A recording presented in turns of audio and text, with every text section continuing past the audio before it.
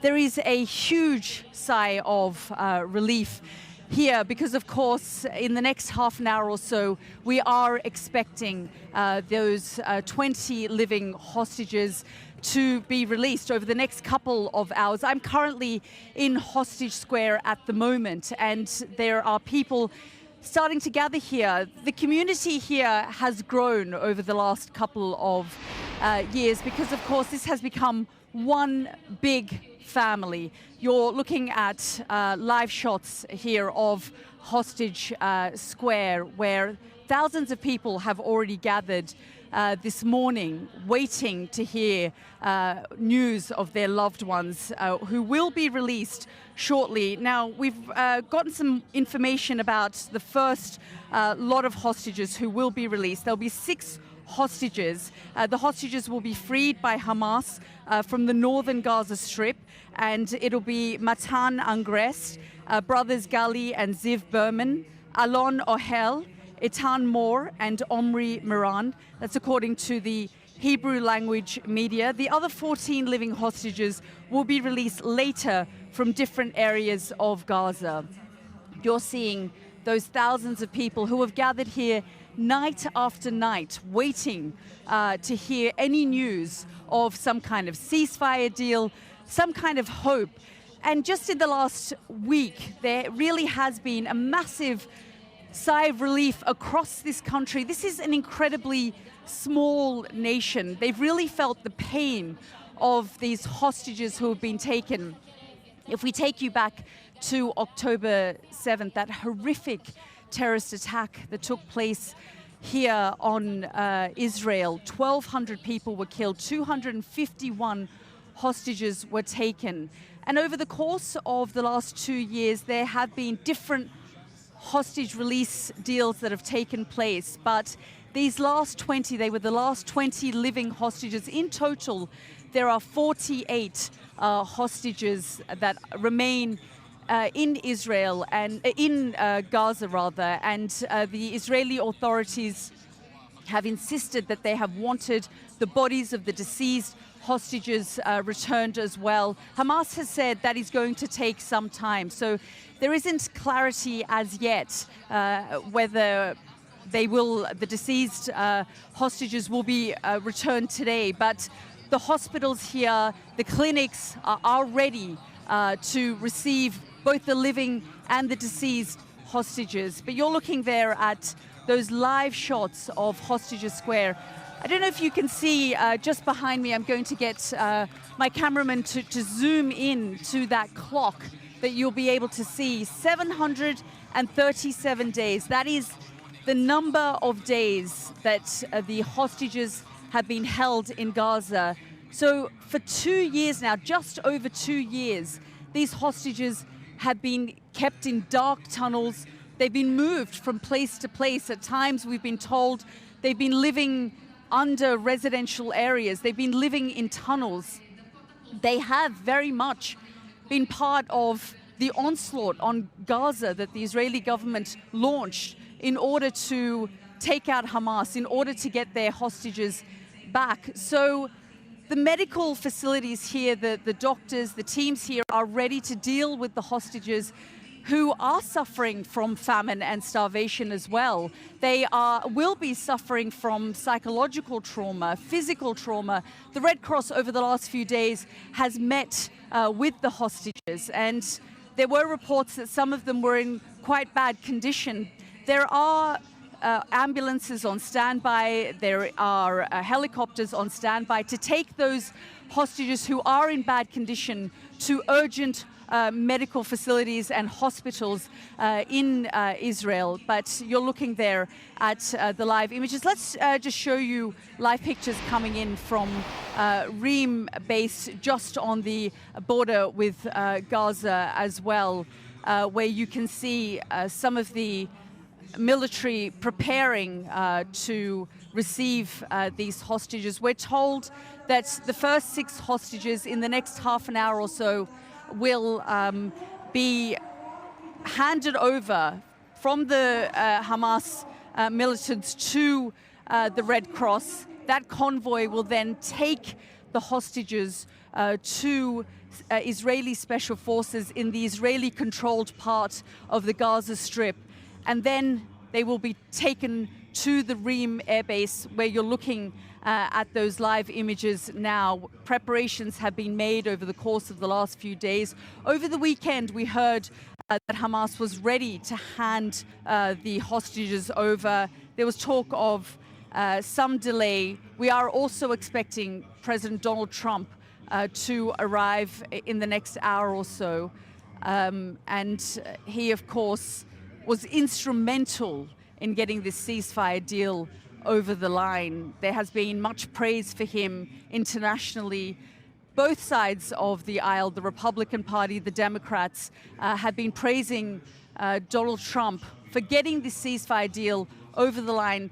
This war began, October the 7th began under Joe Biden's watch. By the time Joe Biden was out of office, some 40,000 Palestinians had been killed. Over the course of the last 9 or 10 months, there have been multiple attempts to get ceasefire deals over the line. Just before Donald Trump was inaugurated, just the day before his inauguration, a ceasefire deal came into effect. Some of the hostages were released, but of course, this war continued to rage on in almost a more brutal way. We saw more Palestinians killed and, of course, those hostages kept in Gaza. But this exchange now is incredibly crucial. It isn't just the hostages who will be released today.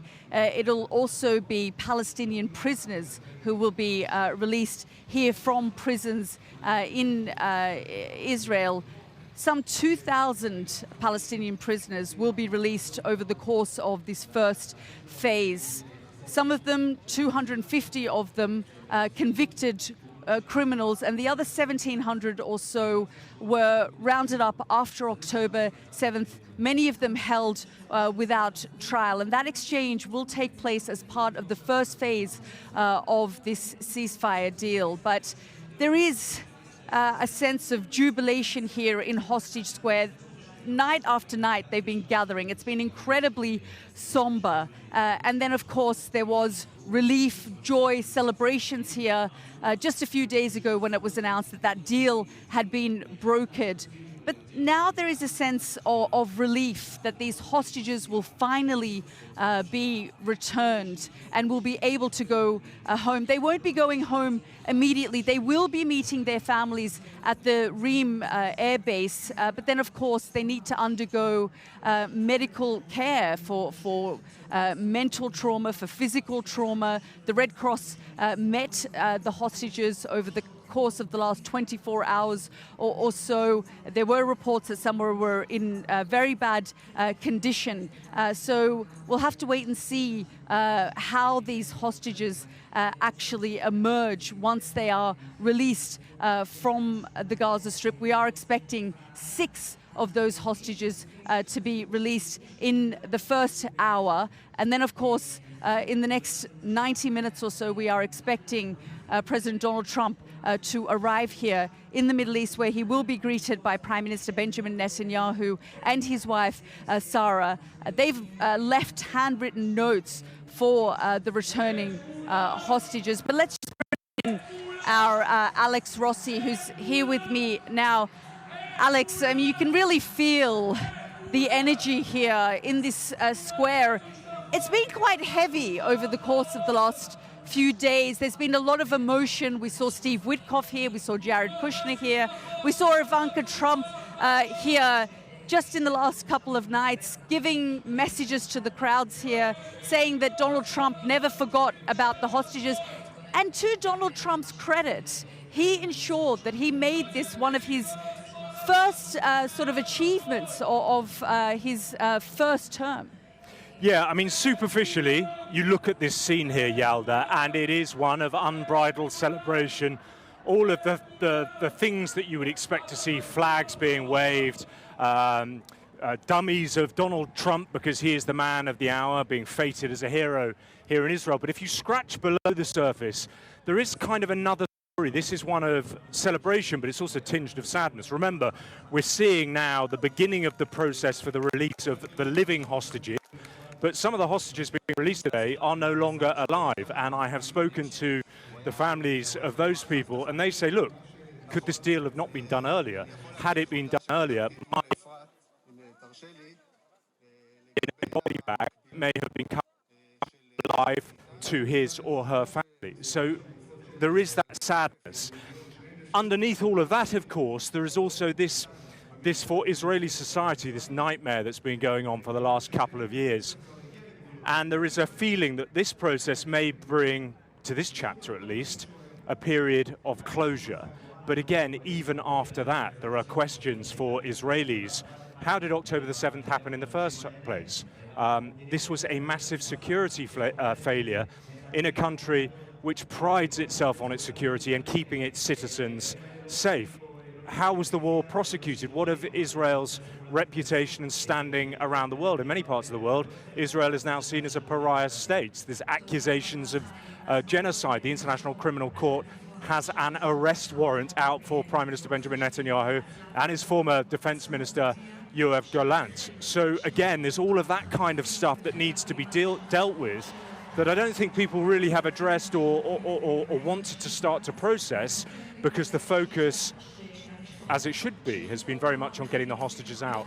One other note, I mean, this is kind of something that you can't help looking at every time you come into Hostages Square. In the background over here, you can see this clock, 737 days, 2 hours, 33 minutes and 5 seconds and counting up.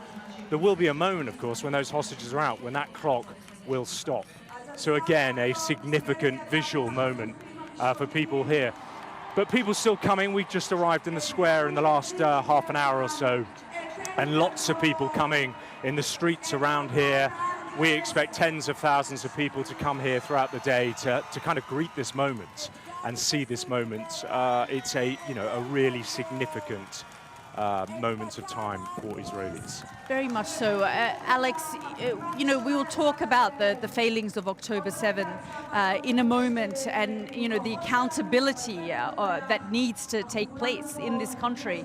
But this will now become a moment of reflection, because it has felt like the last 2 years, almost like time has stood still for the people of Israel. This is a small nation. They felt the pain of October 7 in a very deep way. They often talk about this being the worst attack on Jews since the Holocaust in Israel. And so for the people here, it was felt very deeply. Every time you speak to Israelis, they all say, I knew someone who was either killed or who was taken hostage, or someone's family member who was taken. This has been felt incredibly deeply by this entire nation. Absolutely, and to understand that, it's worth actually bearing in mind a little bit about the history of Zionism. The creation of the Israeli state in 1948 was the end of a kind of political process that started at the end of the 19th century. Jews for centuries had persecuted, faced pogroms everywhere they lived. And then, of course, we know what happened. That ended with the mechanical slaughter of, 6 million Jews in Nazi Germany. Israel was seen as a lifeboat nation, a place that would come to the rescue of the Jews, a place that they would be able to go back to their ancestral home and be safe and be secure. And of course, you now have this event on October the 7th. And again, you're right to emphasize this is a small country. Everybody in some way is attached here. So if the victims of October the 7th, those died, those held captives, everybody here will know somebody, or know somebody who knows somebody who was caught up in that event. It's that kind of small, and it's that connected. So this was a real blow. The other fact, of course, is that Israel is a country that's, this is their part of their narrative. They are used to living, you speak to any Israeli official, the words they often use, in a dangerous neighborhood. They kind of live by the sword, and that again goes back to the I suppose a foreign policy which is steeped in the words of Jabotinsky, Zeev Jabotinsky, an Israeli thinker. And yet they have this moment when perhaps they are at their strongest. They are no doubt a regional military superpower. And then on October the 7th, you have this kind of low-tech attack where the country is assailed and people are killed in their homes. Again, the home, a symbol of safety and protection. And I think people found it very hard to kind of understand that and reconcile that with the Israel they knew. So there will be this period of reflection about why this happened. I think there will, certainly be, once the hostages are back, much greater calls. There have already been calls for a kind of investigation into what happened on October the 7th. And for Benjamin Netanyahu, the Prime Minister, the accusation against him is he kept the war going for political reasons. He denies that, of course. But, there'll be a reckoning for him. It happened on his watch.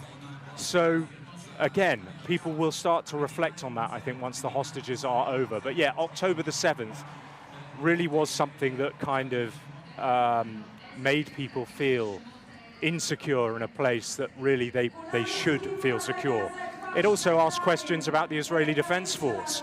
Again, remember, in Israel, everybody at some point, more or less, will do national service.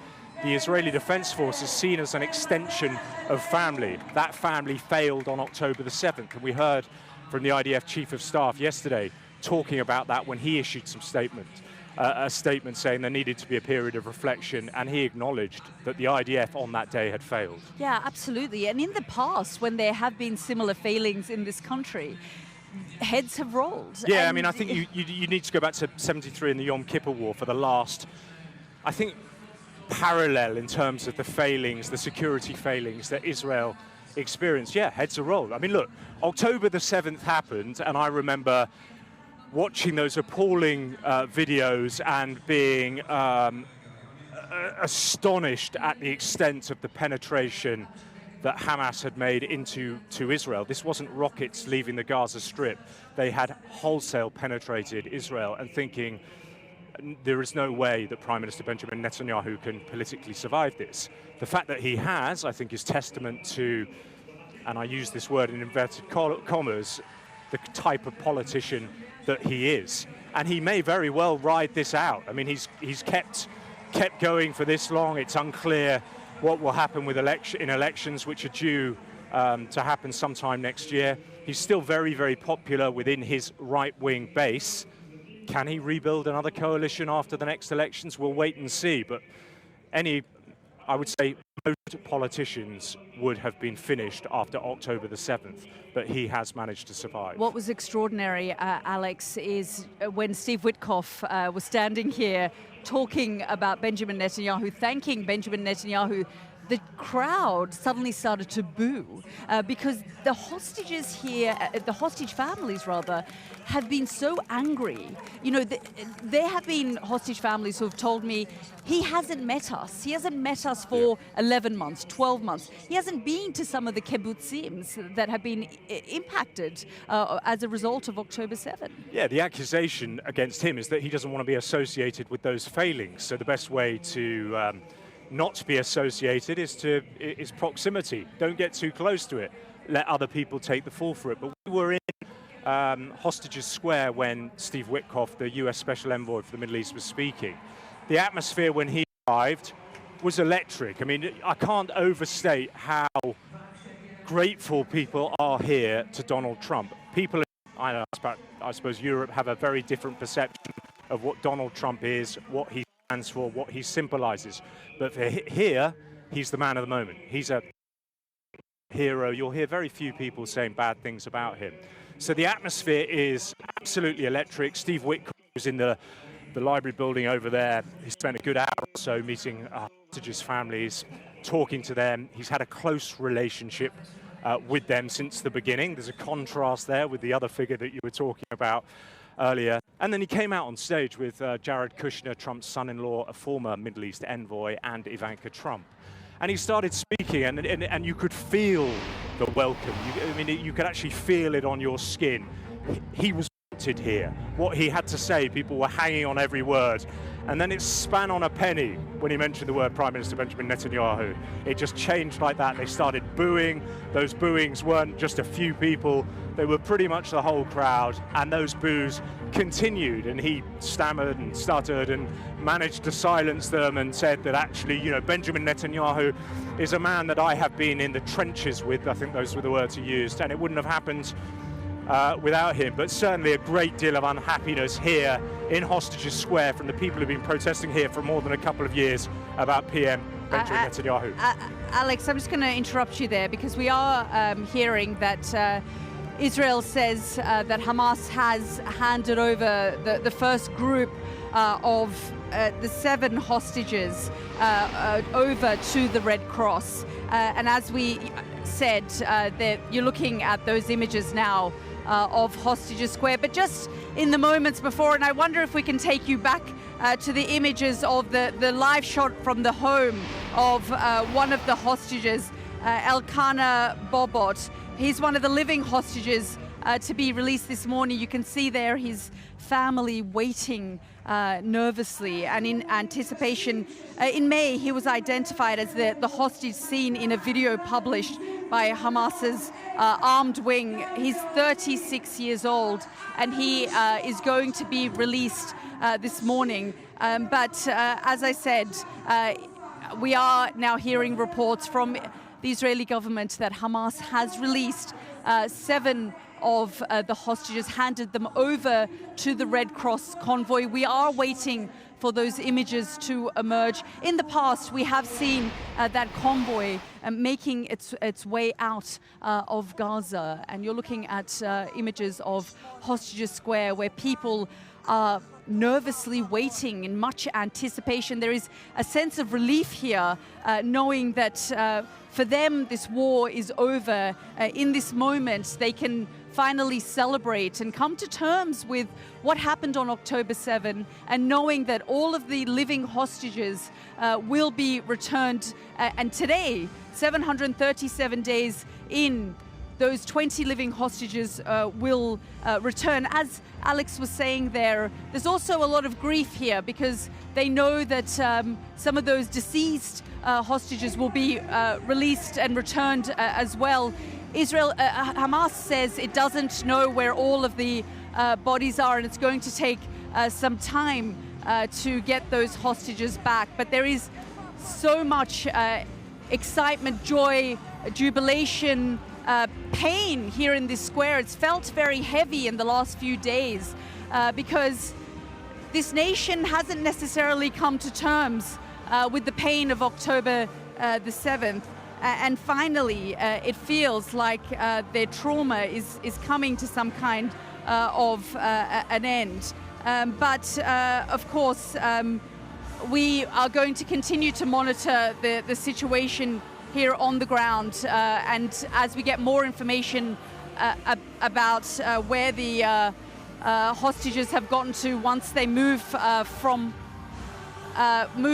the hands of Hamas to the Red Cross and into the Israeli Special Forces, where they'll be handed over.